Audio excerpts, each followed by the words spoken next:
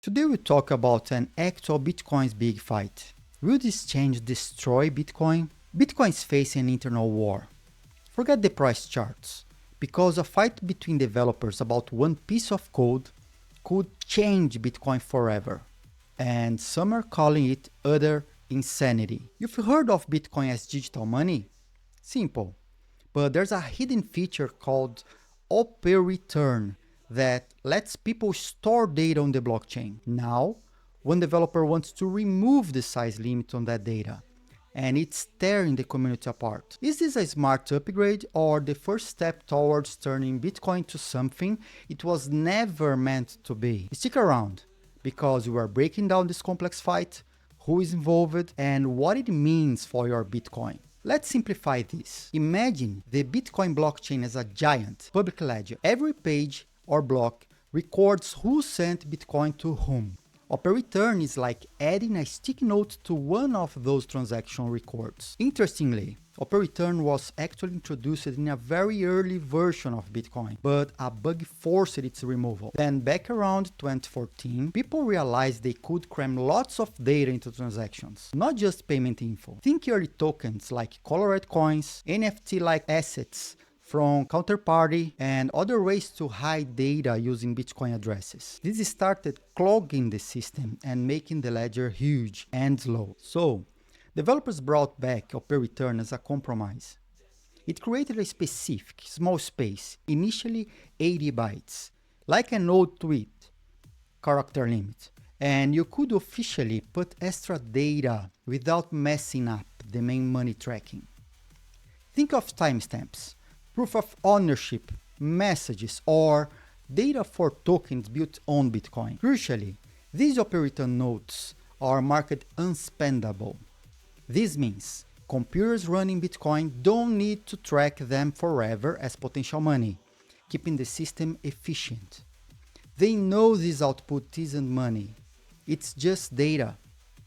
Nodes that don't need it can eventually ignore or prune it, saving storage space. Now, that 80 byte limit didn't last long initially. Fears of spam led developers to slash it into just 40 bytes. That sparked the first OPRETURN war. They later raised it back to 80 bytes in 2015, and it might have been tweaked a little for things like Lightning Network, but it remained small, a dedicated spot for specific tasks. Fast forward to now, Bitcoin Core developer Peter Todd dropped a proposal 32359 on GitHub. He wants to ditch that byte limit entirely. Let OPRETURN hold as much data as fits within the overall transaction limits. Why? Todd argues the limit isn't really stopping people. To store more than 80 bytes, they use clunky workarounds. One common trick creates a fake-looking transaction outputs that look spendable, but they are designed to be never spent.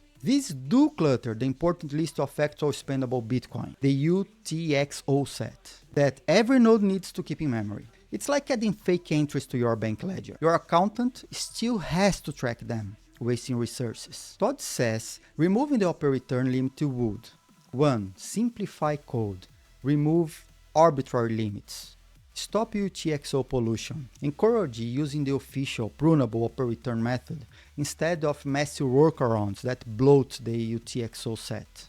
He argues that OPRETURN is more responsible and costly than other methods like stuffing data into witness fields, making it less attractive for spam. Help innovation. Easy things for projects built on Bitcoin, like sidechains, mini blockchains linked to Bitcoin, or bridges connecting Bitcoin to other blockchains, which often need more data for coordination. He also notes, lifting OPRETURN limits doesn't create new security holes and doesn't necessarily make running a node harder, because OPRETURN data is prunable. It might make storing lots of data cheaper than current workarounds though. The problems people are freaking out. This proposal didn't land quietly. Here's why many oppose it. Problem 1. Blockchain bloat. The nightmare scenario. The biggest fear? Turning Bitcoin's lean monetary ledger into a bloated hard drive for internet junk. Critics worry that without a limit, people will stuff everything into OPRETURN. Images, large messages, maybe even illegal or harmful content like malware. Remember those OPRETURN wars back in 2014 when the limit was slashed to 40 bytes? That happened because people did start spamming the chain. History suggests giving people an inch means they will take a mile, potentially making the blockchain enormous. Why does size matter? A bigger blockchain means harder to run nodes, more storage and bandwidth needed. If it gets too expensive, fewer people run nodes, centralizing the network and making it less resilient. Slower network. If the block is filled with OPRETURN data, regular transactions will not have space in that block, taking longer to be confirmed in a block. Problem 2. Is this even Bitcoin anymore? This isn't just technical, it's about Bitcoin's soul. Purists believe Bitcoin should do one thing well: be the best decentralized digital money. Anything else is a distraction, a slippery slope towards becoming another complex altcoin. They see non-financial data as spam or an attack. Builders argue Bitcoin must evolve and support a wider ecosystem. They see sidechains and layer 2 solutions like Lightning as vital for growth. For them, OPRETURN is a tool for innovation without changing fundamental rules. Lifting the limit feels like a major step from money only towards a data platform model, scaring the purists. Problem 3. Harmful content risks. A user on X raised a darker concern. Could uncapped OPRETURN permanently store terrible things on the blockchain? Think about illegal images or dangerous code. Because blockchain data is immutable, this could create serious legal and ethical problems for node operators. Problem 4. Undermining the network indirectly. There's also a subtle technical point